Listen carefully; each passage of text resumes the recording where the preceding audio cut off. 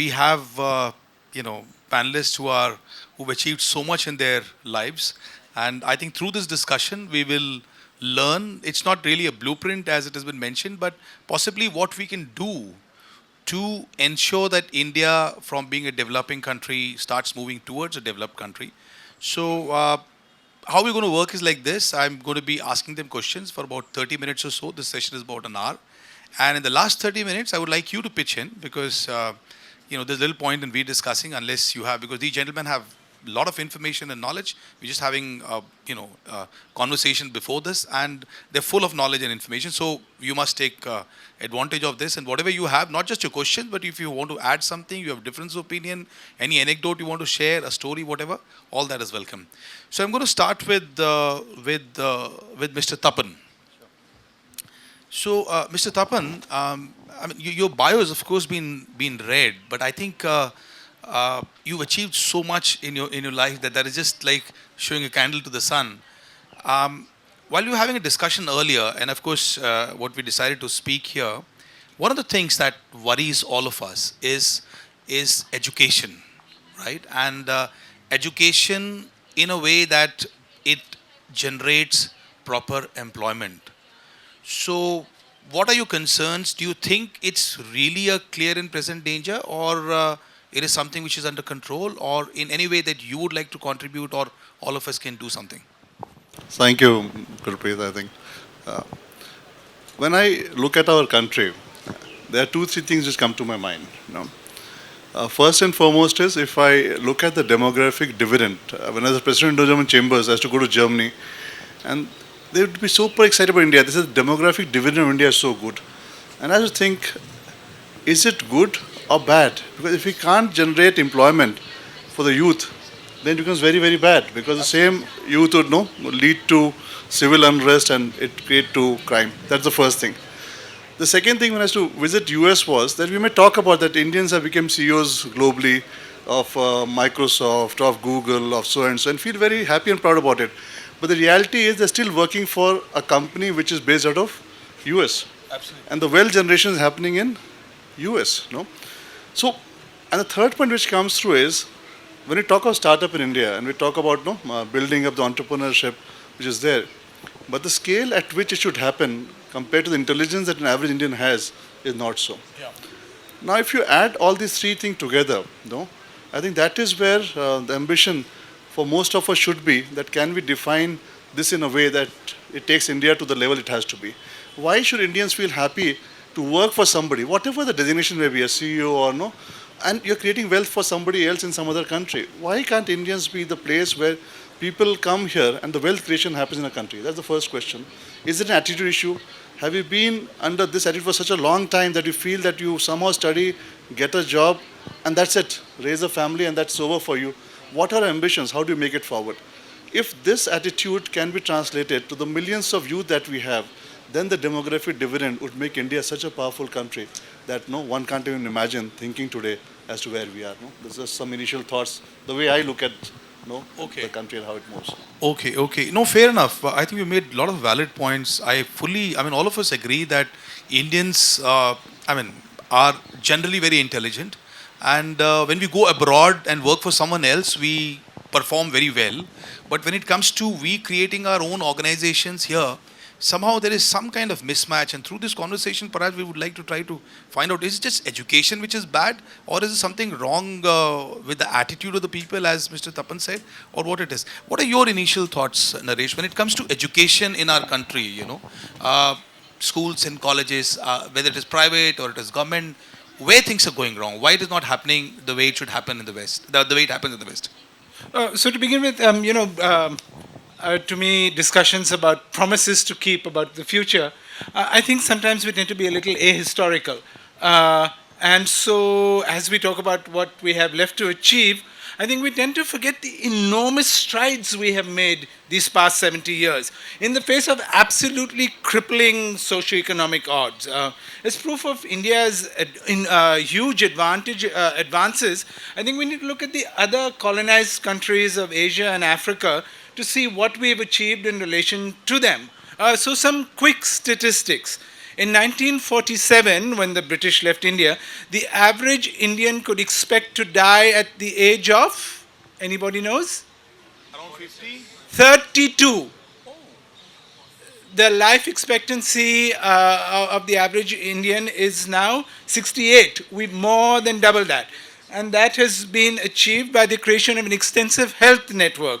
We now have some of the best doctors in the world, and people from around the world are coming to India in order to cure themselves of their ailments. In terms of economics, at the time of independence, India's economic output represented 15% that of the US's economic output. The Indian economy is now half the size of the US economy. Coming to education, just after independence, what do you think the literacy rate was? Anybody? 16 out of 100 Indians could read. And that figure was even lower if you counted women, counted only women. Today, the literacy rate is 74%. There's still a significant gender gap. About 81% of Indian men are literate, and it's a little lower for Indian women. Our IIMs and our IITs are justifiably renowned in producing technocrats who are truly world-class. Another institution that always makes the list of the world's best educational institutions is ironically one that we hate, and for the last 5 years have been attempting to undermine, and that of course is JNU in Delhi. And I think our attitudes towards JNU are interesting because they represent our rather warped attitude to education. We have come to believe that education should produce conformists who blindly follow the rules, rather than helping young people ask questions and arrive at conclusions for themselves. You know, in your introductory note to us as we were emailing, you pointed out that rote learning is the mainstay of Indian education. That may help you get a job, but it doesn't foster the creativity that will help you think through a problem that you may encounter on that job. Another problem is that our current approach to education doesn't inculcate values of empathy and understanding. We're not taught how to see situations from a different point of view, especially from the point of view of the marginal and the powerless, from the point of view of people who are different from us. And that's lethal in a country which is as diverse as India. And that's responsible, I think, for some of the problems we face today. Finally, our education system doesn't help us to think critically about the information that is presented to us. And that's responsible for the enormous number of Indians today who are graduates of WhatsApp University. The brains of millions of Indians are being turned to pulp every day by a barrage of fake news that they're receiving on their smartphones, which are smarter than some of our people, because they lack the ability to understand that this is complete nonsense. That's evident from the manner in which Indians with college education are completely unabashed about regurgitating driblets of pseudoscience, pseudo-history, pseudo-demographics, pseudo-everything. To truly realize our potential, I think our education system, the main task we face is getting Indians to think independently. I think a lot of very valid points. And before I come to you, Tuhin, I would just like to reflect a bit on what you've said. You know, I'm someone who's been speaking in my introduction, as you must have heard, that I'm a motivational speaker as well. So after leaving my job, I've been traveling all across India and speaking at educational institutions, that is primarily schools and colleges, and also in corporate organizations. But schools and colleges, particularly, when I go to small towns, large towns. You see, in addition to all the things that you pointed out, there is a problem with the quality of teachers that we have. It is not just in private colleges, but also in government colleges. The teachers' commitment to anything beyond that NCERT book or CBSE is non-existent. You know, you'll be surprised to know, and all of you would know this, that last 70 years, the format of a school is not changed. You know, how the bell will ring and, you know, so 45 minutes lecture, annual day once in a year, sports day once in a year, the band, etc., the national anthem, everything is so stereotype and uncreative. Whereas when I interact with corporates, people say that Indians are smart, as you said, they're intelligent, and we're spiritually inclined, we're generally satisfied, good people. I mean, all of us believe, and that's the truth also. But the fact is that we're just not creative. So there is no focus on creative learning. What is there in CBSE syllabus is all we are going to learn. So I think I would call it an epidemic.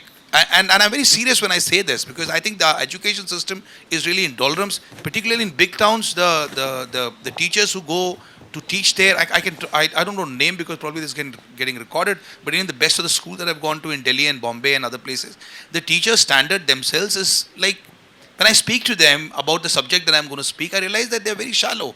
So if the teachers who are likely to, shape the minds of the students are like this, and for the parents do not have time because everybody's busy, so the students are left on their own. And in addition to rote learning, they end up becoming a product where by the time they're 17 and 18, they don't know what to do with their lives. So this is a big problem, and I don't know how to handle it. Probably both of you can reflect on some ways to the points that I've also said.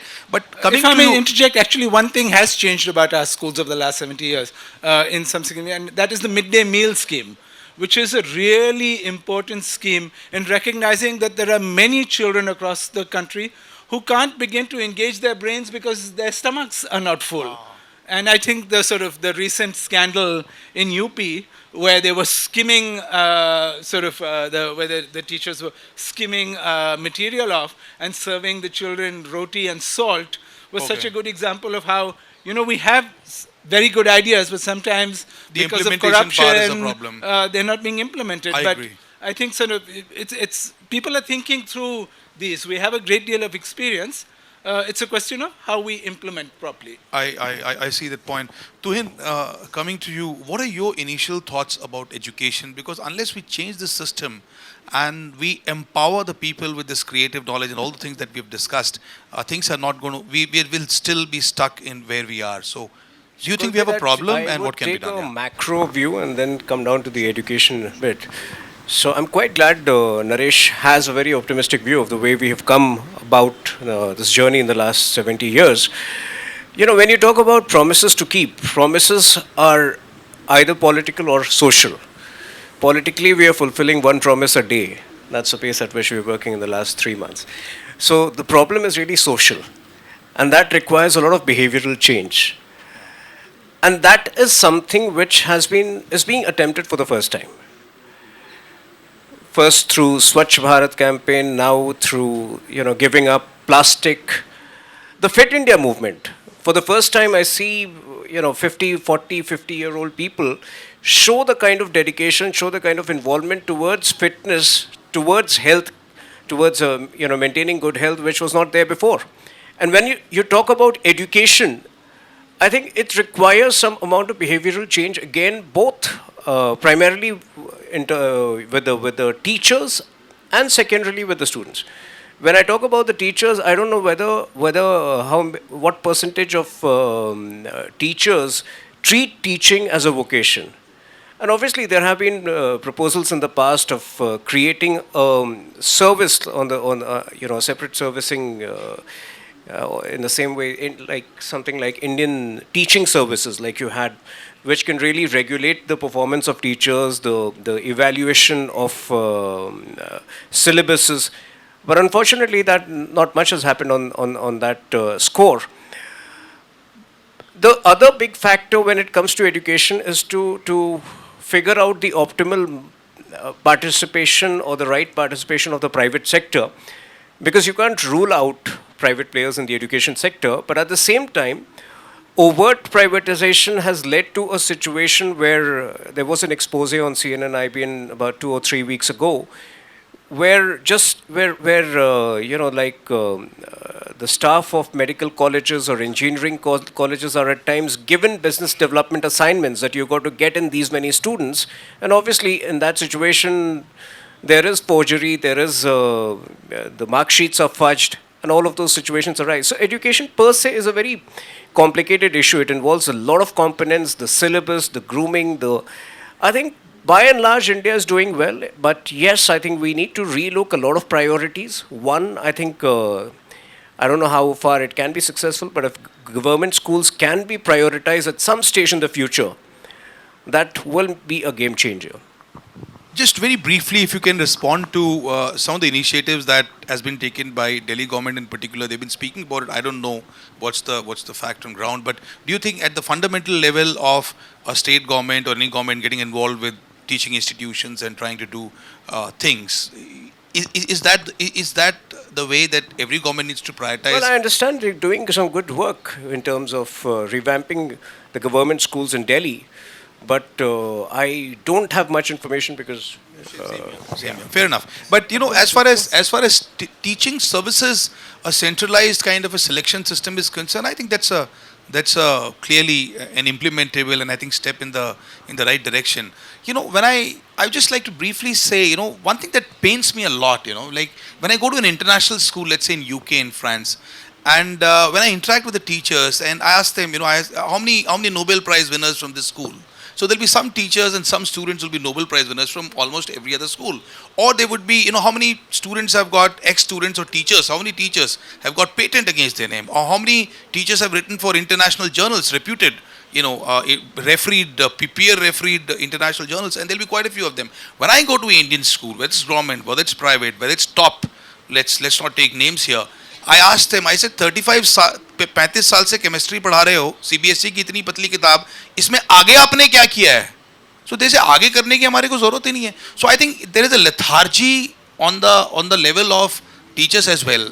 So would you like to reflect on some of the points that we've made, starting with you, Tapan? Yeah, so thank you. So let me put some points forward. See, one is, if you want a country to do well, we can put blame on an institution or thing. But let's analyze. Let's analyze some of the successful people in terms of what education they had or what food they had. Steve Jobs would go hungry, and he actually would go to the ISKCON temple to get a square meal. Huh? Yeah. And I don't think he had really great education, and he set up Apple. Bill Gates, he is a college dropout. If you look at Elon Musk, he did pretty bad in studies. He was bullied most of his young time. So when we pick up the real successful people and we try to correlate the education that they had, the so-called myth of education and success is something which has been, and if you look at Indian parents, our obsession with our child getting educated in the format so that he or she gets a job so they can get married, raise kids and die one day, that is the ultimate ambition that we are trying to inculcate. Correlate that. I think pick up some of the most successful entrepreneurs, pick up the most successful people in the world and try and correlate that to education. You'll be surprised. There's hardly any correlation. The issue of attitude, and Tuhin mentioned, the behavioral changes has to come. The issue that we can rule the world, we can create world-class organizations. The ambition to create something. The parents' ambition that the child should be creative, the point you mentioned, the child should know. And if he's doing a bit okay in studies, fine. The obsession to get them into the IITs, IIMs to make your living and life very successful, and that is the only way to make it big in the world. These myths have to be broken to begin with. When you break this myth, then all this frauds, this corruption that you see would die down. Because today, like he said, teachers are trying to get people in engineering colleges because if you become an engineer, you will get a job. I think that is what the myth is. And the reality is 70% engineers don't have a job. They don't get a job that they have been. They don't get a job and they're not been trained to think creatively, to create their own companies, to provide jobs to people. So I think first and foremost, the bigger issue is the attitude that we have as Indians and our obsession with education as the road to success. And whatever education, just a degree is the road to success should go. And we should analyze how it goes. That's the first thing which I believe is a strong behavioral change. The second part is that we take a lot of pride in the past and we keep on saying in 70 years, we have achieved this and we're here and this is $1 trillion economy. But let's again analyze some companies which were countries which were devastated in the 40s, Germany, Japan, Korea. Absolutely. And 20, 30 years they were ruling the world again. Yeah, absolutely. And we keep on saying we have promises to keep and 70 ho gaya and we are still going there, we'll make it there. That's a typical, it's also a good attitude to have in a way. It's more spiritual that we're in a continuum stage, we don't give up. But overly optimist and comfort out of optimism and not changing the way we look. And that's why I'm happy Tuhin mentions about this Fit India and about the Swachh Bharat. It's more behavioral change which has to be incorporated. And the country as a whole has to have the attitude of winner And that will start reflecting everything from sports to the way we behave, the way we set up companies, the way we create employment, the way we look at the world. And the change is happening, to be fair, but not at the pace that it can have happened. And some countries have demonstrated that to be there. No? I think fantastic. I think this conversation is going in a fabulous direction because from us understanding that we need good schools and good teachers and commitment, etc. I think we've come to. I think all of us probably would agree, but probably I'll ask everyone to reflect on this. But behavioral changes is something more important. And to the list that you've added, we talk about the second unicorn company from India, that is Oyo. That's also college dropout. So it has to be about Many attitude. in India also. Goki Vishal, he is a college dropout, and he's created so many successful companies. Most of the successful companies in India that you see today also have the same kind of thing. It's more of an attitude. And why all this? If you look at one of our most successful prime ministers, Mr. Narendra Modi, if you look at his educational qualification and try to benchmark it to there. So I think if you try and, that's what I'm trying to say, try and analyze that. Don't try to give undue importance to the education system that has been prorogated as the road to success for so many years. Try and think a bit differently. I think you made a very, very valid point. Naresh, how would you like to see education versus attitude? Good education in terms of marks versus To be a attitude. college dropout, you have to have access to a college and the privilege to drop out from a college. Let's go back to that UP school that we were talking about, which is serving children roti and salt. They had, I'm forgetting the exact details, I think 5 classes and 1 teacher. That was about 100 school. So you need, in order, the attitude is all very well, you need basic skills. And we are failing in many, in many instances to give children the basic skills. Around the world, in the developed world, the only successful systems are national school systems. Higher education can be privatized, but across America, which has a terrible health system, from New York to California, it is a state system that is the best and that people aspire to go to. Your home value, as so many of you will know, depends on your school district, how good your school district is.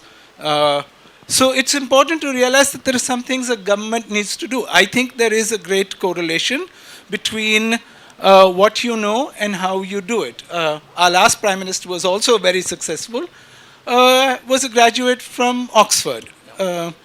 This Prime Minister, we're not certain where his degree is, so we're not quite certain what his level of educational achievement is. So yes, perhaps he doesn't have a degree, and he is a very inspirational Prime Minister. We're not sure about how he makes decisions. Nobody who had a considered view would have implemented demonetization, for instance. So we can go on, and this is not supposed to be a political discussion, so I will cede. Absolutely. So we probably would not like to go there. But, I've got about 7-8 interesting domains to touch, and I think we're going to we're really short of time. So very quickly, Tuhin, in what Naresh has said, not the last part, but otherwise, and what Tapan has said, quickly reflect. People who are so concerned about Mr. Modi's degrees ever bothered to find out about the degree of the super PM we had, the lady who controlled the country for 10 years. But then it's okay. The kind of... No, I think we're not going to go there. So just tell me about education, yeah. So is it actually, I guess if you ask me, on a personal note, what I have learned from my journey in life, and which I try to inculcate in my child, is try to break rules without breaking the law. Okay. See whether the breaking of rules can have a positive effect on things. I think this attitude works big time. And for all you know, this could come in handy for some students if they go about life with this approach. Fair enough. So, fine. So, I think we can probably close this education part by saying that, that on one hand, we do need to enhance the level of education that we have in India, infrastructure, teachers, creative thinking processes, etc. But I think I couldn't agree more with Mr. Tapan when he says that, behavioral changes also have to come, because it is not just about education that's going to make you successful unless you have the right attitude. So I think it's fair points. I'm going to go to infrastructure, because, when we say promises to keep, now, I mean, I live in Delhi, but even in Delhi, if there is a pothole on the road or there's a gadda or something which has accidentally happened because of bad contractor job, I mean, it'll take sometimes maybe a couple of months for a gadda to be filled, whereas in China or somewhere, in 2 months they will make bridges. So why our infrastructure, I think we've made some progress in the last 70 years, but I think when we make if we aspire to become a developed nation, we have been developing for 70 years. I don't think we want to remain developing for the next 500 years. We'd like to make changes, and infrastructure is a big thing, because, I would like to probably start now this time with Tuhin. I know this government has taken a lot of initiatives as far as infrastructure and bridges, roads, etc. is concerned. The previous governments also have been taken. We're not talking about governments here. We're talking about the changes that we need. Do you think this is a big issue and we need to do a lot more? And I can't wish away the lapses which I see in the city infrastructure. One of the ideas which has been in circulation for a very long time now, when it comes to city roads, we should bring a rule that all the roads have to be of cement and concrete, or there are alternate technologies now where all roads need to be constructed from waste material. Tatas have been doing it in Jamshedpur of late, and those roads, at least they claim, will remain safe and secure for the next 50 years. So there has been a proposal which is in circulation, but unfortunately in India there is the other lobby, the contractors and all, who feel they'll be completely unemployed. A lot of people will be unemployed. So all of these are issues. Why should we be worried about contractors? That is one of the. I'm not sure whether that is the only cause, but for some reason that discussion hasn't moved ahead the way it should have moved ahead. From my understanding in the last 5 years of my involvement in politics is that, the jurisdiction areas create a lot of problem in India. For example, you would be aware there are 3 lists: the central list, the concurrent list, and the state list. In a lot of cases, there has been vast improvement when it comes to the central list. For example, construction of highways, construction of airports, and reasonable improvement when it comes to the concurrent list, because in those parts also the central government can exercise authority. But when it comes to local self-government, it becomes very difficult to keep a tab on each one of them. And potholes, unfortunately, city roads come under the local self-government. So I guess, we are in an era of reforms, and I guess sooner than later we should have some reforms where the local bodies are penalized for not living up to their promises, or for not providing infrastructure which is commensurate with the amount of taxes which they accumulate. Okay, Tapan, would you like to say something about infrastructure? So I'll quote one incident and then one view. When I was the chairperson of the chambers, the Indo-German chambers, when I used to go to Germany, the mayor of the town would welcome us and show how he's building the town. So this is a small town near Freiburg. It was devastated in World War II. So when we went there, he was so clearly talking about how he created bunkers into city community hall, how they restrict the number of cars in the city and what time is it, and how per person can't have more than what car, and how they do the playground of it. It was so impressive. The infrastructure looked very good because it was in a very controlled environment. If you go to Singapore, the number of cars you buy and the license fee that you pay for a car gets very expensive for the second and third. It's controlled in what is allowed in the infrastructure which is there. So if you look at India, and then the other incident is when I came back to India, I was flagging off a rally with one of the mayor of a city, and I asked her, what are your top priorities? She took a lot of time to answer, and then she said garbage. But that's the thinking that we had. At one point in time, there was one mayor who was talking about water, and he was so passionate about his town and city, and he was trying to make a difference. And in our town, if you ask this question to many mayors in our country, I'll be very surprised you can really give a very good answer in terms of how they're thinking minutely about the town that they have. I agree. So if the thinking is not there, progress will not happen. The second part which I think is, and I spoke about this in one of the forum, is when you look at infrastructure or anything, as a country, we tend to copy a lot of stuff. Mm-hmm. We don't try to think radically different. So if I look at the huge landmass that we have, in trying to build a heavy infrastructure all across is difficult. Waterways just started. But if I look at technologically, can we try to create vehicles which are more like hovercrafts, no? Or you have these drone taxis, no? Then suddenly the infrastructure platform changes to a different level altogether. But unfortunately, we'll still copy the same model which is created.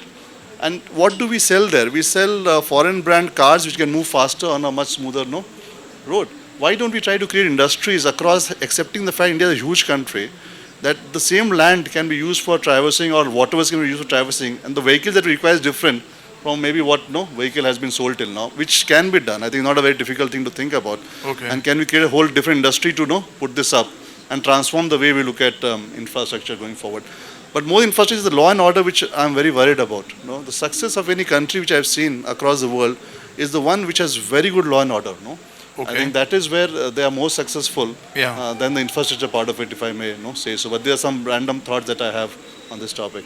Yeah, no, that's very nice. I think very valid points. But okay, now before I've got one or two ideas as well. But before I do that, Naresh, what is your impression about the infrastructural progress that we've made so far? What can be done to make it better? So, like so many things in this country, I think the problem with our infrastructure is the demographic deficit. We don't have enough mechanisms to listen to people about what they really want. In Bombay, for instance, this is playing out now in terms of a coastal road, which is a disastrous idea in the era of climate change. But also the fact is that it will benefit a very few people. Transport experts say it will benefit perhaps 2% of the city's population. Strangely, in this era of, we believe people should pay for what they use, somehow Bombay city has to pay for this toll road for the elite. We're subsidizing the elite. And this sort of replicates itself in many other areas. We need institutions, as you were talking about, a mayor, an elected public representative. We need people who are held accountable, who we can participate in these projects and hold accountable. In Bombay, for instance, we have a mechanism called the ALM, the Advanced Locality Managements, who help the municipality clear garbage, but also, for instance, monitor how construction work is going on their streets. On my father's street, for instance, they moved court and had the contractor redo their road 6 months after he had done it, and this contractor has now been blacklisted. But this is because he had done a shoddy job. This is because these mechanisms exist to allow us to hold people to account. I used to live in New York, and I was constantly astonished by the notes that would be everywhere saying, we are having this consultation about something as minor as perhaps moving a tree. But everybody was given a chance to voice their opinion. Here in India, we have these statutory ads that we publish on the back page of the smallest circulating newspaper. So nobody actually shows up to voice their concerns. Many projects have gone through because of this sort of subterfuge. The Bombay Mill land, 600 acres, was lost because this notification was moved and nobody knew it had actually been moved. We're not soliciting people's opinions. My friend Jokin Araputam of the National Slum Dwellers Federation I think said it best. He said, we can't have world-class cities without creating world-class citizens. And I think that is exactly it. We must all see our civic responsibilities and see our responsibilities. I think what you've said makes a lot of sense as well. So I have got a suggestion here, and I would like to quickly take your feedback on this because I've been toying with this for a long time. We've had this concept called smart cities, which the current government incorporate. I think it was a very ambitious and a nice plan on paper. I really don't know statistics, what has happened really. But what I propose is that we probably can, in all these contractors who are building this substandard infrastructure in India and been doing that for the last 70 years, I think they've all formed a coterie.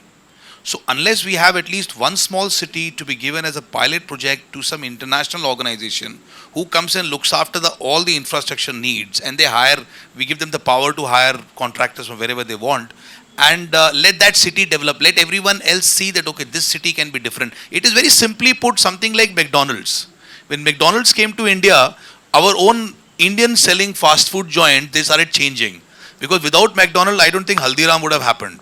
Right? So I think this probably something like this, if it has not been done or thought, can be done. And if that is implemented well, even the contractors will get scared. If they don't work very well, if they're not loyal, if they're fleecing government money, if they're bribing officials, then उनका पत्ता cut जाएगा और बाहर वाले लोग आके काम करना शुरू कर देंगे. So quickly, do you think it's implementable, Tuhin? No, I don't think we need that because India, per se, it's not as if you're not at par with the best. You'll be surprised to know, you may be aware of it, that Indian railway coaches are being exported to Australia and Sri Lanka now. So we don't need foreign technology. What we need is decisive leadership. We need an accountable leader. And unfortunately, in India, for most part of the last 70 years, leadership has been in deficit. So, in fact, and I will link it to education. If leadership is promoted as a 3-year bachelor's course, you will come across a lot of capable leaders who will take leadership, not who will take the leadership, who will rise to leadership positions not by default but by sheer dedication and vocation. That is where the difference will come. No, I'm talking about the infrastructure and the city planning, because we have Chandigarh. We have all these cities that have been planned by, when the Britishers were there. They are the only best portions today in India. I have grown up in Jamshedpur. I don't know a single place. I have grown up in Jamshedpur Jamshedpur, which is one of the best planned cities. Yeah, And that's an exception, That's I entirely agree. done by Yeah. Indians. I agree about Jamshedpur. Quick points, Mr. Tapan. So I had the privilege of staying in many cities in India, and I'll name one. Hyderabad, I was there in the year 2003. It was beautiful. Some of my friends had come from Singapore and they said, wow, this is better. Oh, really? Yeah, 2003. Okay. Not now. Now if you go, it's again overcrowded and, but. So there have been instances, like mentioned, that it is there. But taking your point, I have been a strong believer of free play for everybody. I believe in a free market economy. Yeah. It does propel people to Pull up their socks. Pull up the socks and deliver. And to the point, Tuhin mentioned that when they deliver very good. But pulling of the socks has to happen, and a free market, allows that. So whoever is the best should be allowed to deliver the best. I think that's what I've always believed in. I think we are on the same page. Yeah. Mr. Naresh, would you like to say something? Do you think my idea is possible to Of implement? course, to be the contrarian, we have one example of this, which is Shining, Lavasa. It's a ghost town. This doesn't. The thing about cities and urban spaces is that they're inhabited by people, and people need to shape them. People need to have their voices. Indians love to subcontract, to outsource, to not do the hard work of looking at our neighborhoods and seeing how we must contribute to them. So yeah, I mean, we have one example. It's a crashing failure. I would be hesitant to go ahead with I'll it. just link, Kulpreet, the infrastructure problem cannot be delinked with the population problem. It has a direct correlation with the population problem. For the first time, we are aggressively talking about controlling population, but then we don't need it now because the rate of growth of population has actually come down. The rate of growth was maximum in the 60s and 70s, where, let me give credit to Sanjay Gandhi. Probably he was the only person who attempted to control the population explosion. I would like to have a slightly different opinion here, because when I was a child and even college and earlier formative parts of my career, I used to think that India's problem is population, but I don't no longer agree, because most of the European countries, when you say per square kilometer, the population is equal to us, right? And they are advanced and they are where they are, which our population seems larger because our size is larger. I don't think population is a problem. You look at Japan, you look at Tokyo, and look at Delhi. Population is almost same. The size is same. The density. Yeah, density. I'm talking about density. Density of half the European countries is almost equal to India, by the way. Right, so I don't think I agree with that. But anyway, let me go to the next point, and that is about brand India. So every country has got a brand. When you go outside and you say I've come from Germany, people say okay, engineering and automobiles. When you say I've come from Japan, people say okay, punctuality. Right, so every country has got some impression. When it comes to India, I don't know what is our identity. So let's talk about our national identity. Starting with you, Mr. Naresh. What is brand India for the world? So this question of stereotypes, I think, is a really dangerous thing, and you can play it any way you want. When I was working in Brussels, the immigration officer snapped me in and said, I've never seen an Indian journalist, I've only seen Indian computer engineers, and I've only seen Indian diamond merchants. A few months before, I had been working in Hong Kong. In Hong Kong, the Chinese will not sit next to an Indian in a bus because Indians stereotypically smell. They don't let Indians men into nightclubs because we're supposed to be troublemakers. We're too large a country to have a single defining characteristic. Any attempt to shove us into a niche is unproductive. I think our best national quality is our diversity. And so trying to put us into a box, I think to use the phrase that is so popular at this time, is a truly anti-national act. Okay, Mr. Tapan, what do you say? So I will speak again from experiences. So when I used to go, let's say 20 years back to a foreign country, the point Naresh mentioned, India meant that we were the land of snake charmers. And I would be getting a seat somewhere in the last and insignificant. But today when I go, I'm on the dais. And people want to know what is happening. There has been a huge shift in the world as far as India is concerned, and the excitement of India is high. There's no doubt about it. And to the point you mentioned on population, I think the demographic dividend, or the average of Indians being 28, is what the world talks about, because that is where the consumers are going to be. And of 60, and they're the ones who are going to take, and 60% of our consumption is internal, and that's why the world shock does not affect us much from the industry perspective. But India outside is something which people are very inquisitive about. Respect for Indian talent in terms of leadership and IT is very respected. I have seen that in a lot of places. Are we going to capitalize it and take the next leap or miss it is what the worry is. We had the Shining India campaign earlier. It created a lot of excitement, front page news, a lot of magazines internationally. And then now we have Make in India, all this coming through. We have to deliver. I think one thing which I see a lot of international leaders tell about India is they talk a lot, not sure they deliver or not. They're afraid of us, but they're also not very sure that we'll be deliver to the world stage the way we promised. No, I think that is how it is. So many excellent points out there. Couldn't agree more. Tuhin, Brand India. I think a vibrant, eclectic conglomeration of a lot of things. That is many brands. No, it's a very vibrant conglomeration of a lot of things. This is the land where, which was once dubbed as a land of snake charmers meeting mouse handlers, computer mouse handlers. I mean, that's what defines India. Yeah, that's interesting. Yoga, on the one hand, meeting the most material pursuits on the other. I think that's what defines India. Great.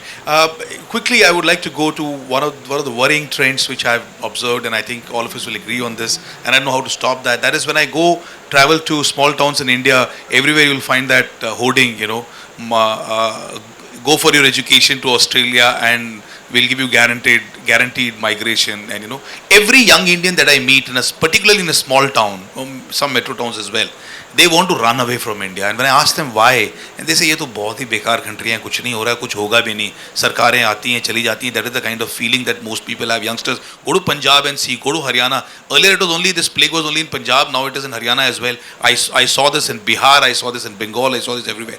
Why every Indian wants to just run away from here? Your thoughts, Mr. Tapan. So I had a biased thought because I was offered to head Asia and be a global leader. I did not take it. But I believe the excitement which is there in my country and what I can contribute to it is immense, and I stayed back. So my father in the 60s was in States. He was studying there and he was a professor. In fact, he had a twin-seater plane there and he came to India, had a twin-seater scooter. And somebody asked him a question. He says, better ruled in hell than to serve in heaven. So wow. There are different views.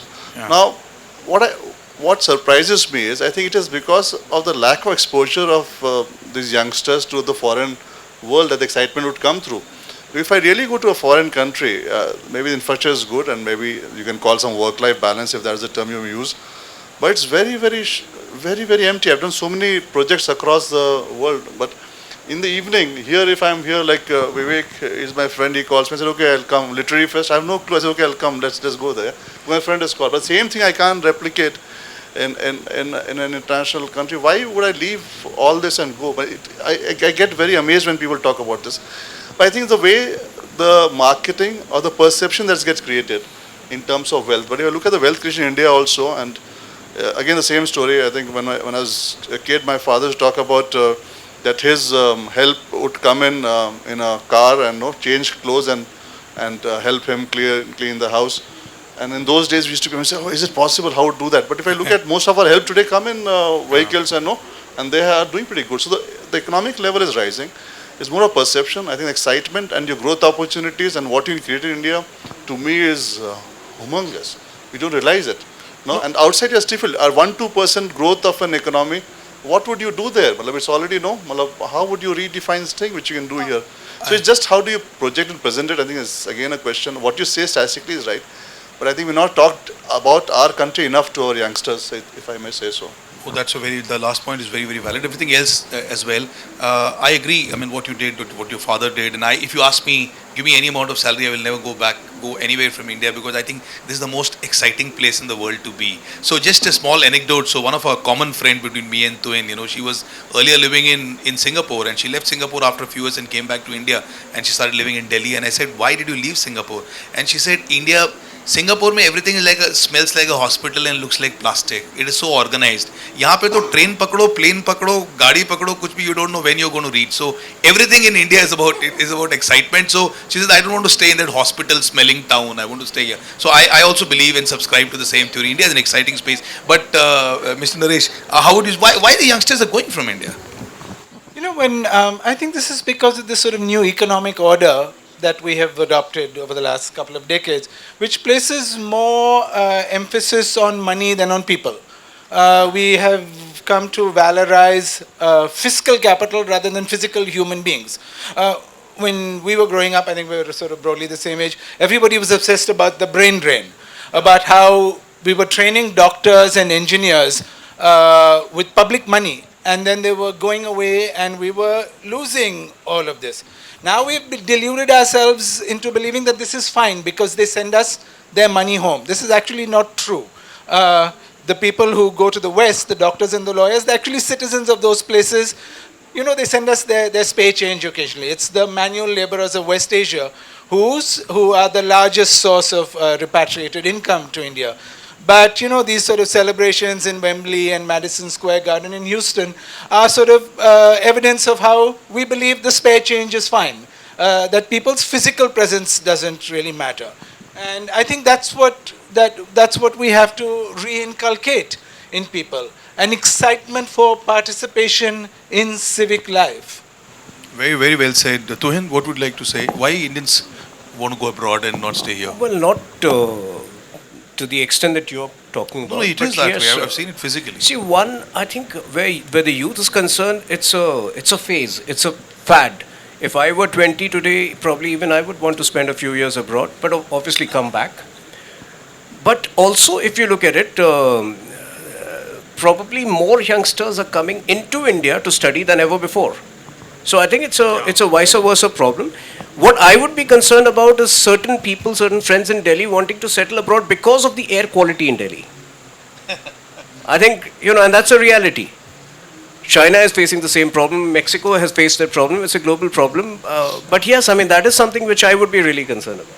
Actually, the last week, the UN's International Migration Report came out. Indians are the largest number of migrants anywhere in the world.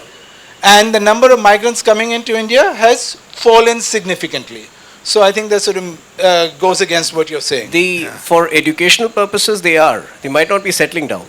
So I mean, No, they're settling down. They're settling down. They're just migrating and then forget about. I've got 3 more exciting domains to cover, but I think we just don't have time. Probably we have time for about 10 minutes because I want you to pitch in. So that is so. But we can invite questions on that. One was law. Second was constitution, and also media toxicity, particularly when you talk about WhatsApp messages and things that go on. So I would like to invite questions now. You can ask your name.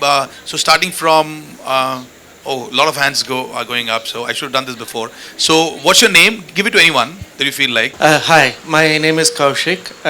My question is really for all of you because all of you have spoken at length about education. About 5 years ago, I relocated from Singapore along with my family for some of the reasons that you said. And since then, I have spent a lot of time looking at villages and towns and schools in India and seeing what can be done. And I'm sorry to say that the system is completely broken. Yeah, and I'm being very mild when I say that. everything from the RTE Act, which only proposes inputs, there's no output or outcome that's defined, to the way the curriculum is being handled, to the infrastructure that is there present, to the way industry is, dictating what kind of skills a student should have. It is really very dismal. And I would want to tell you that you all spoke about behavioral change. And I've met about 1,000 to 2,000 parents, and I can tell you that they are all extremely supportive. They are extremely flexible, willing to change their mindset. Parents, Brahminical parents saying, it's okay if our children don't know tables, multiplication tables. We knew them, but if we feel the new economy doesn't need it, we're okay with that. To children going for tuitions or whatever, I would just like to let you know that there is a lot of flexibility parents are willing to put in. I think the only help that probably the system needs is more of market forces determining, no, we don't want engineers, we don't want people from Ivy League colleges. We are willing to take in people who show the skill. Yeah, I used to work for Cadbury, and Cadbury recently came out with this beautiful ad where a child walks into the shop and everything is black. I don't know if you've seen that. So essentially, it was about the child saying, "I was never given a choice about what field I wanted to follow," right? And we, in the employees, we went up to the management and said, "You guys are putting out this ad, but tomorrow will you hire a guitarist or a singer to be an accountant if he shows this skill?" So the help that I want from you gentlemen, you're all leaders, can you please help to define the market force or redirect the market force to say, if we have a candidate who displays the skill and the attitude, we are willing to take him. He may not come from the best school or colleges. I think that will change the mindset. All right, Thanks. Mr. Tamanni. I like to answer this because as a corporate I hire people. So let me give you my background to begin with. I'm a scientist by education. I don't have an MBA. I'm SC in physics and I failed in my first year of my college. So I don't have what you would call a typical degree to do what I'm doing today. Second, when I started this company, I had accountants and then my accountant after 3 years said he wanted to do sales. And then he moved to sales and today he's one of the leading sales person in the insurance industry. He's one of the top shining. And he's an accountant from a small town. My technical head, he wanted to move to sales. My sales head wanted to move to technical. It happens in all corporates. It's a misnomer thing that people who want to do what are restricted by where they are. Entry-level jobs is where the problem rises, not inside. Once you get in, then you'll be surprised to see that people actually do a lot of different stuff from what they've studied. In fact, if you do one more interview from my perspective, go to corporates, you have been there, and ask them what have they studied and what are they doing. There will be no correlation of 99%, I can guarantee you, of what they've studied and what they're doing. So that means that correlation of education and what they are doing is not there. So it's already established. There's nothing to be established on that. The problem is entry-level jobs is where the fight is, where people start looking for MBA should apply or engineer should apply. I think that is where the issue comes in. Now, if I again answer that, if you look at the entrepreneurship level, all organizations, even Cadbury, would have massive retail distributors, would have massive stockists, and or like in my case, there will be massive insurance agents who earn a lot of money, and they actually would have no degree. The people who are in the organization would be in, if I give a statistic, be at least 1/50th of those who are outside. 49 out of 50 would be outside without formal education and doing much better in terms of earning capacity compared to those who are inside. We don't look at it holistically. The problem for us is that we want a child to get a white collar job, day zero, pays in, 5 figures to be successful. And for that, the road is, entry level is to get an MBA from a good college, you get that. So the whole education system movie, but we don't watch these other statistics that it doesn't work like that, If I can answer that question. All right. We're going to quickly go to the next question. Yes, please. Hello all, I am Yogesh Todkari, author of book Our Dream India. My book is based on the same theme of becoming India as a developed nation. I have been to Europe, Germany for my on-site work for 2 years, and there I found some aspects which we can implement in India for India's development. And on that, I have given all the realistic applications in my book. So my two questions. First one is about Indian laws. So in India, if we will see for rash driving, in case of accident cases, the people who are making the accidents are not at all given punishment. And while the same cases I have observed in Germany, the people, even they are caught in cameras, they, for rash driving, they are taken to the jail for almost 1 year, and they have been fined of almost 200 euros. It's about 15,000 rupees in India. So I think Indian laws should change, and we have less judges in our India. That should also change. And secondly, about the education system in cities like Pune, Mumbai, I can see that government colleges are not available at all. The private colleges, even for junior, senior KG, they are taking 1 lakh, 2 lakh rupees for that children. And if I will observe in countries like France, education is free. I am not saying that in India give education free, but at least it should be affordable to the common people, common Yeah. man. So That's what. yeah, thanks. Your comments are very, very valuable. But do you have a question? In case of that education system, I mean to say, how we can implement that all the whatever I have said, that government colleges should be available here. So our leaders should come forward, and they should put these our things in front of the head people, like Prime Minister and all. All right. Thank you very much. I think the question that you've asked has got the answer as well. So probably we need not. Can I go to the next question over there? Hello everyone. So far in the discussion we were talking about our problems, how we can come with development, how we can get over from developing country to development country. But I have a question regarding that. What is development for us? Because so far the models of development which are put forward in a public domain, they're mostly copies from European countries or American countries. Those countries have very different problems. We have very different problems. Are we also looking for some original development problem for India? Because few problems such as caste system does not exist in Europe and America. And if you see that, it is very much a problem in 21st century. Yeah, I think you're just going to, if you talk about that, probably we'll be opening a can of worms. But quickly, anyone would like to say, casteism is definitely a bane, but... No, I just want to add on casteism. I don't know why you think it's not there. Try and go to some of the smaller towns in US or Europe and try and sit next to a white-skinned person. He'll get up and go. Oh, so India-specific problem. We Yeah. got it. You want, to casteism is just an example. India-specific problems are different than European problems. Exactly. We should not superimpose the same model. I Okay. just want to first one thing. Second point, if you look at it, is the world is shrinking very rapidly. I think these boundaries of the way we look at countries and isolating the problems to the world, this era is gone. Wait for the 5-10 years. These boundaries will get very hazy.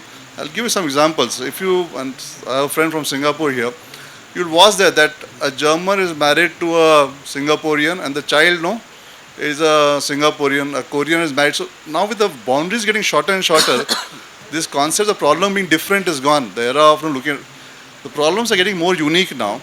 And the biggest problem to me is more of the spiritual aspect of the world. And that is why yoga became so popular across the world so fast. No? So the problems are very different in nature compared to where will you be in a materialistic world to which it is. But isolating the country or trying to talk about certain specific ills of the country is not right in today's context, in the way the world is slowly becoming very, very smaller. It's going to become like one big world. And you have this saying in Sanskrit, I think you have to help me. What is that? I'm very poor in Sanskrit. Kutambam, that the whole world is a universe. Vasudev Kutum.